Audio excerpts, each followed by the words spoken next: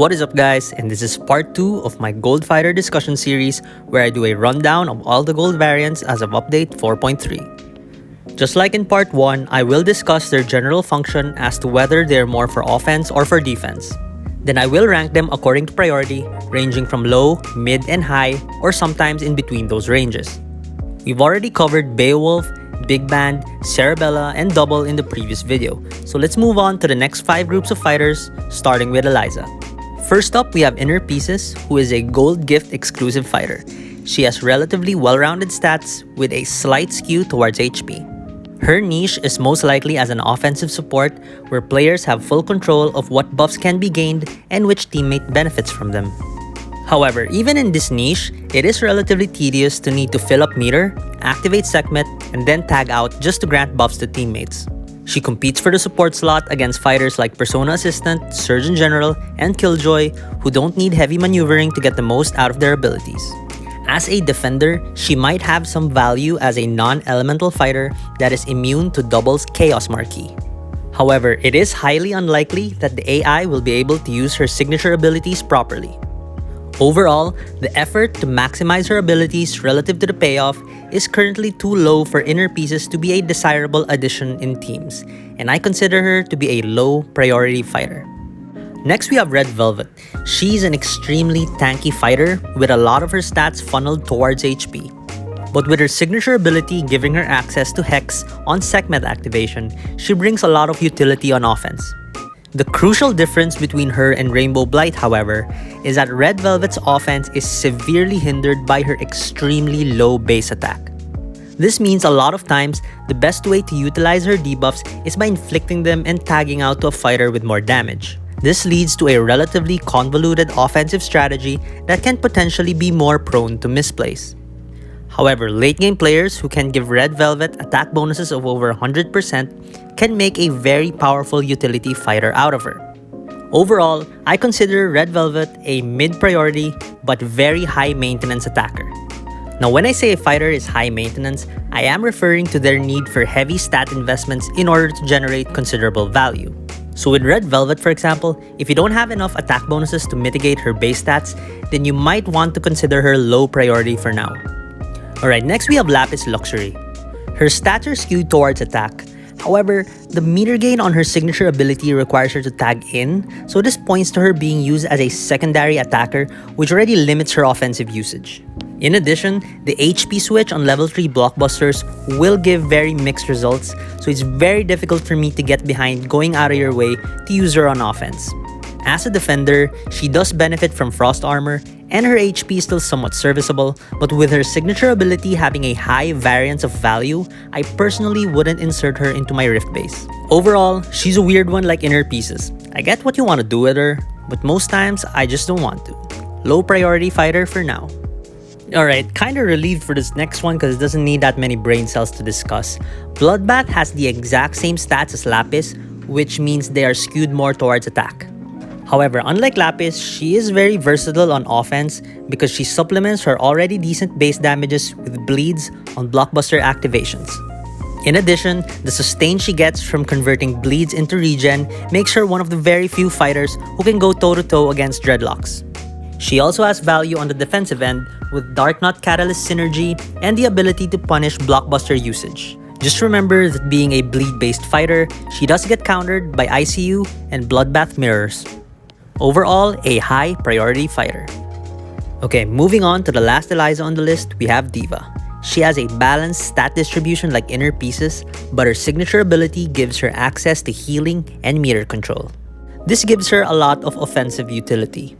Although her attack stat is much more respectable than Red Velvet's, it's still average at best. One thing I'd like to add, when I say that a fighter has a balanced stat distribution, this is more often than not a bad thing. You ideally want a fighter's stats to be skewed towards what their signature ability is trying to do. In the case of DIVA, her abilities are better maximized on offense, so she would have been a lot stronger if she had more attack and less HP.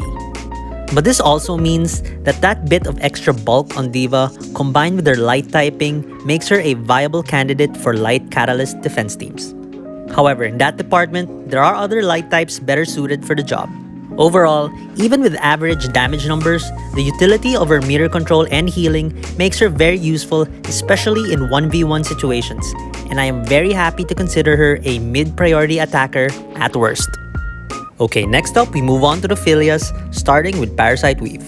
She is purely an offensive fighter, and I consider her to be an upgrade of Bad Hair Day. That's because she not only has access to permanent bleeds, she also has respectable base damages to go with them.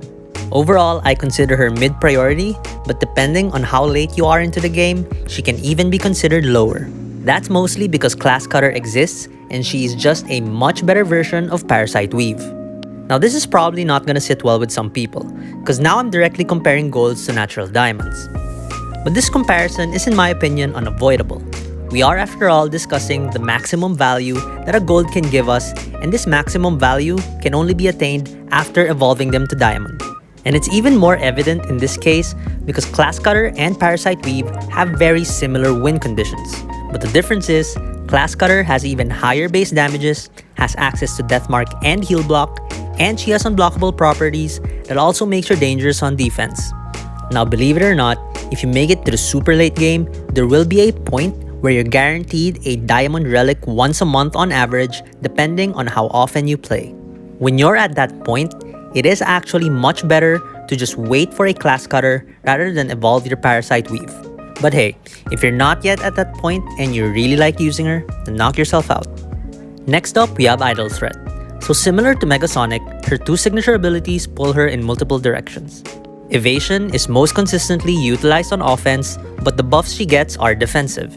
She also gets access to armor break and a bit of healing when intercepting, which is also best used on the offensive end. She strikes me as a fighter that tries to do too many things at the same time, and the payoff doesn't feel worth relative to the effort of intercepting and evading on point every fight. Though I will say, on Rift defense, she is currently the best option if you want to combine the Frost Armor and Great Escape Catalyst. You can even team her up with Just Kiddin and throw in a Scratching Post. That could be pretty spooky. Overall, I put her somewhere between low and mid priority. Next, we have Windswept. She is primarily an offensive fighter with some limited defensive use. From a super late game standpoint, it's hard to prioritize her when Jhin Frizz exists. In the same way Class Cutter is a direct upgrade of Parasite Weave, Jhin is a straight up improvement of what Windswept brings to the table. Jhin has way more attack than Windswept, and the enraged stacks she gets are not only permanent, but the conditions to stack them are much easier to fulfill. However, on defense, Windswept's projectile dodging can limit certain offensive strategies, and being a fart type, she can fit into some elemental defense teams. Overall, mid-priority at best, much lower if you own a Jhin or are willing to wait till you get one. For the last Philia, we have Dreadlocks. She is a pure defender, possibly the best defender at gold. And even comparing her to defensive natural diamonds, she's still pretty high on the list. She just limits so many offensive strategies and forces people to play around her. She's also a light type fighter, and combining her with lightweight and last words catalysts makes her very oppressive. Absolutely a high priority fighter if you're looking to bolster your defense. She is, in my opinion, the best gold Philia in the game as of this current update. Alright, let's move on to Fuqua, and first up is Feathered Edges. So just a general rule guys, attackers block more often and defenders get hit more often. So if a signature ability requires the fighter to block, regardless of the benefits you get from the ability, it will be maximized on the offensive end. So you can see how this gets a little awkward for this particular fighter. She needs a well-timed block to activate, but the benefits she gets are mostly defensive. Meter control and tag and disable can be useful on offense I guess, but her base attack isn't enough to consistently secure kills without a source of increased damage. The projectile reflect can be useful in very specific situations, and being a water type, she can fit into some frost armor team comps, but again, there are better options. I consider her a low priority fighter considering how much better the other gold Fuquas are at the moment. She most probably has a very specific niche as a counterpick against projectile heavy opponents like Peacock, but beyond that, there's not much else. Next up, we have Vaporwave Vixen. So I'm not gonna beat around the bush on this one. She is absolutely a high priority fighter on defense. It's just so easy for her to get thorns in miasma, and it gets really annoying when trying to play safe against her. You're sort of stuck in a lose-lose situation where you have to be a lot more aggressive if you want to play around her signature abilities. But playing more aggressively also makes you more prone to mistakes, and when that happens, it's still a win for the defense. In addition to that, if you equip a taunt on her and abuse her miasma stacking, she can also low-key be used to cheese fights on offense. Next up, we have Night Terror. Based on her signature abilities, she is more a defensive fighter than an offensive one. Fatigue when up close makes it quite scary to sustain an offense against her because you could get stunned at any time. But then keeping your distance from her gives her miasma, so this dynamic of punishing you in different ways depending on distance gives her a lot of defensive potential. She has decent base damages and could have been good on offense, but with miasma activating from far away instead of near your opponent, it's pretty difficult to set up. Overall, a mid-priority fighter because she falls behind Vaporwave, Vixen, and Phantom Threads in terms of overall value. She does have a lot of potential, and I can see myself rating her higher over time. And speaking of Phantom Threads, she's the last Fuku on the catalog. She is primarily used for offense and is definitely a high priority fighter. I've already made an entire video about her, so there's not much else to say that hasn't already been said. So let's move on to the misfortunes, starting with Hack and Splash. She's definitely an offensive fighter, having the second highest base attack among all the fortunes. There is a common misconception that you need to be good at headless mode for her to be a viable option on offense, but that is not true. Access to precision and armor break on block, combined with her high base attack, already makes her a high priority offensive fighter. The headless effects are just gravy at that point. She is also very scary on defense if you combine the frost armor and scratching post catalysts. Hack is a special case with her on-block signature ability.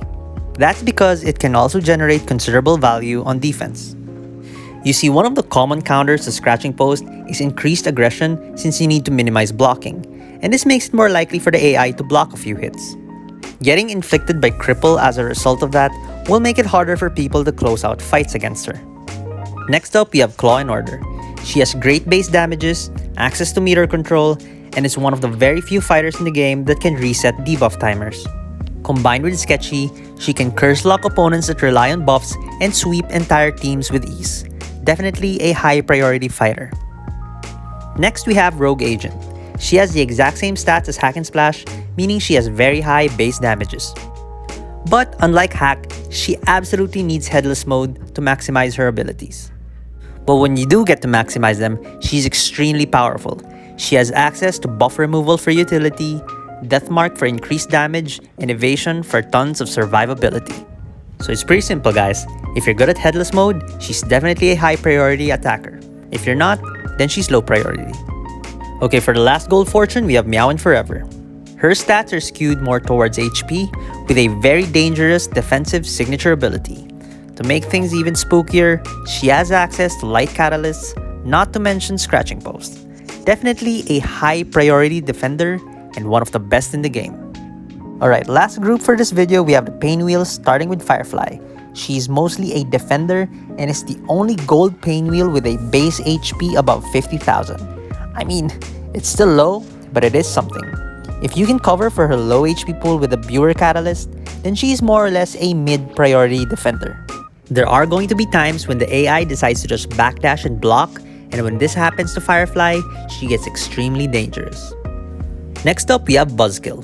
Although Flytrap is better than Buzzkill in almost every way, access to heavy bleed and a peak damage output that is still one of the highest in the game helps her maintain her position as a high priority attacker. It also helps that she is easily the best gold Pain Wheel as of this update. Raw Nerve is up next. Now, I always felt that Raw Nerve was severely underrated. She filled a defensive niche that works with both the Dark Nut and Buer Catalysts. However, now that Neuromancer exists, she's just totally outclassed even within that niche. I consider her a low priority fighter until she gets a major rework or a considerable buff. Or if they delete Neuromancer from the game, that works too. Lastly, we have Grimfan. With the ability to revive teammates, along with having both Light and Buer Catalyst synergy, she has a lot of potential on defense. And unlike Raw Nerve, she does still fill that unique niche with no real competition. However, unlike Killjoy, her revive ability is extremely easy to play around, so don't expect this to happen all too often. Overall, a mid-priority defender. So that is it for part 2. Hope you all learned something. Stay tuned for part 3, where I cover the last 5 groups of fighters and wrap up the entire discussion. Till then, thanks for watching. See you soon.